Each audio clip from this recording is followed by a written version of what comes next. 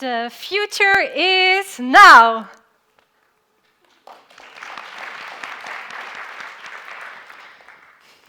Back to the Future 2 is one of my favorite movies.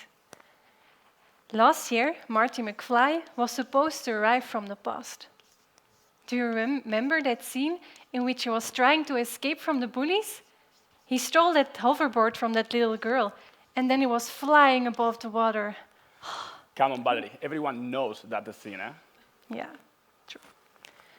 I've always wanted a hoverboard. Who hasn't? The ability to fly above the water, that sense of freedom, amazing. If you are a dreamer like me, then stop dreaming now. Because last year, Lexus, the car company, developed a hoverboard, like the one Marty was using in the film. And that is real science, eh? It's nothing theoretical, philosophical, like time traveling to the past, to visit your grandfather and change the future and so on. This is real science. Whatever. The hoverboard. The hoverboard works due to superconductors. Superconductors have the ability to expel all the magnetic field away in their neighborhood. So, if you put a superconductor on top of a magnet, it will deflect the magnetic field away, getting trapped in it, and therefore being held. Now, before you run towards the store to buy your own hoverboard, you should know that you will also need a skate park completely covered in magnets. Superconductors have another outstanding property. They have the ability to transport electricity without any loss. Let me explain this to you. So I have here Wait, Valérie, wait. I think I can take over. So these are electrons, and in a superconductor they form a quantum Einstein-Bose condensate. You probably heard of this in your quantum mechanics course. It's some basic course you take in the university. And then they form a pairing interaction in the phase space. No, let me explain it in a different way. Well, that was right. Yeah, sure. So I have here the electrons, the building blocks of our electrical current. So in a normal electricity cable, they move in a special way. The electrons, they bump against each other and they crash against the atoms of the cable, and thus they are losing energy. This is, by the way, also why our laptop or phone heats up while it is charging. If we go to a superconductor, all the electrons will move at the same time. They're perfectly coordinated.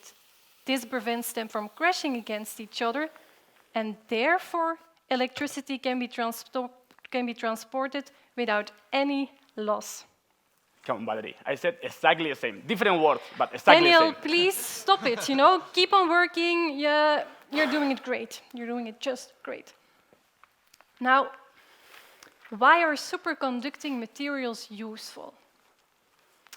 Not only because of the hoverboard, but we should really start thinking about implementing superconductors in our electricity grid, as some countries are already doing nowadays. If I could go back to the future, let's say to 2030, I would see that our electricity demand will have doubled, because cities get denser and denser. This means that in the close future, we will have to transport and deliver electricity in a more efficient way. To give you an example on how superconductors can help us on doing this, you should know that a normal electricity cable, like the one you have at home, has a size around a macaroni. Now we can replace it by a superconducting one as thin as a spaghetti. You should also know that superconducting materials are not new. They have been known for a century now. Sorry, Valérie, one more thing. Daniel, please stop it. I'm explaining something. It's enough. Good examples of superconductors are aluminum, mercury, or tin.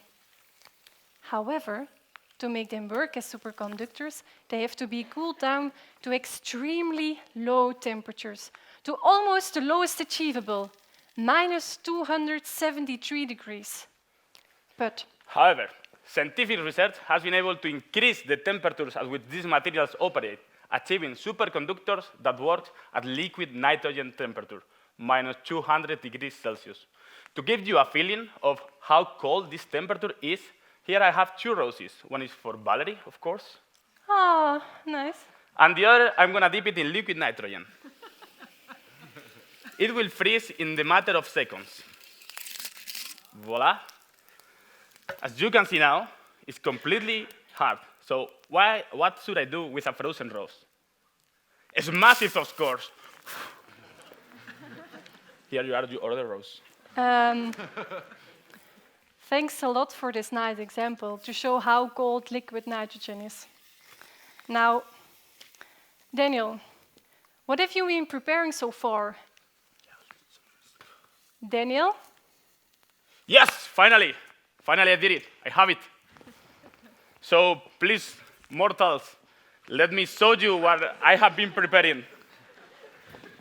Voila! Ta-da! This is a scale model of the hoverboard. Can I try it, please? Can I try it? Sorry, Valérie, we need someone smaller. Huh? I saw the rector is in the audience. Sorry, I'm afraid we need someone even smaller. Huh? Okay. But don't worry. I have here a mini action figure of the rector. He will be the tester, okay? Okay.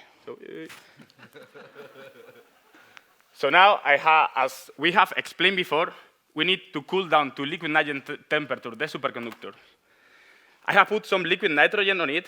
Now, let's put the rector on it too. There we go. And as you can see on the video, maybe we turn it away. There is a little gap between the magnetic track and the hoverboard. That is really levitating. Now, please, Valérie. If you still don't believe it is levitating and it's some other mechanism, Valérie is going to pass a paper in between the tracks and the hoverboard, and it still works. But there is even more. If we push it a little bit, a really gentle touch, it goes around. This is because there is no friction between the hoverboard and the ground. The only source of friction is air. Now, imagine we could put this experiment on vacuum. We take out all the air. With a gentle push, the hoverboard will go around forever and ever, never stopping. It will go around forever and ever. So using this technology, we will be able to levitate the rector above the water, like his idol did 2,000 years ago. So if our research group gets enough money, we can try to make that happen. We'll make that happen for sure. Maybe.